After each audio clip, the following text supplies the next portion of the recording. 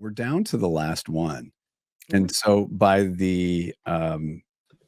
elimination, let's take a look at this. I guess I should get up and shower. Or I can save water and carbon. Is that my shirt? And pants? And shoes? I mean, I'm literally saving the environment. What did the sushi say to the bee? Wasabi! Gotta love an open mic carpool. Less cars, more jokes! The environment is the best excuse. Find an out and opt in at theenvironmentexcuse.org. This was so fun. And this is so fun. Michelle and Julie. Thank you.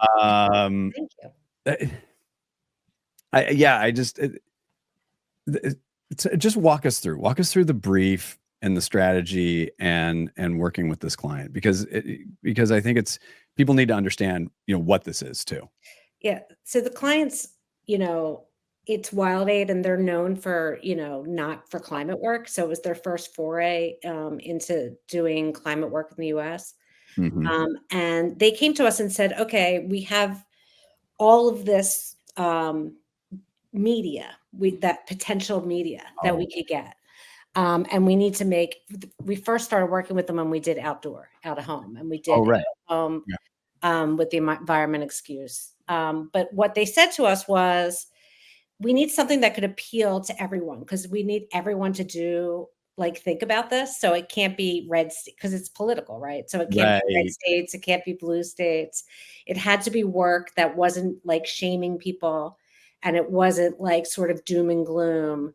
It had to have a lightish tone. And and so again, back to workarounds, what we thought about was, if we make climate act, taking actions against, to bring down your carbon footprint, if we made that sort of stuff you would do anyway, you don't really have an excuse, right? So if it's just laying on the couch, but instead of showering, actually that's a good thing, because you're doing something for the environment. So it was pointing out easy actions that people could do.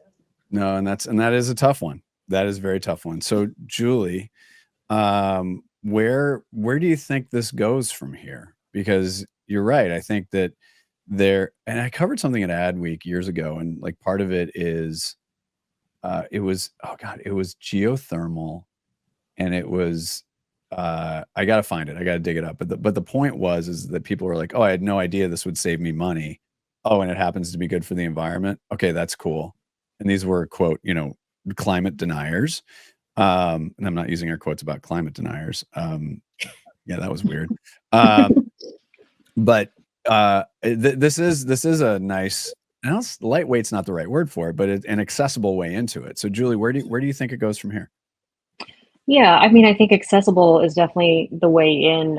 It's also taking something that's typically seen as pretty heavy, and as pretty shaming, I think, in terms of this kind of topic, and it's just trying to make it. I think we're also just trying to reach more audiences, beyond the people that we're constantly already talking to. So, I mean, I think where it goes from here, one of the great things about this is because this was pro bono. We actually got all this free media, which was amazing. So, so I think it's about growing this from here and trying to find more ways to be put a different kind of spin on this type of messaging about the environment and about climate change, and just trying to take a different tone with it. So, the goal is to do more of this, I love it. And yeah.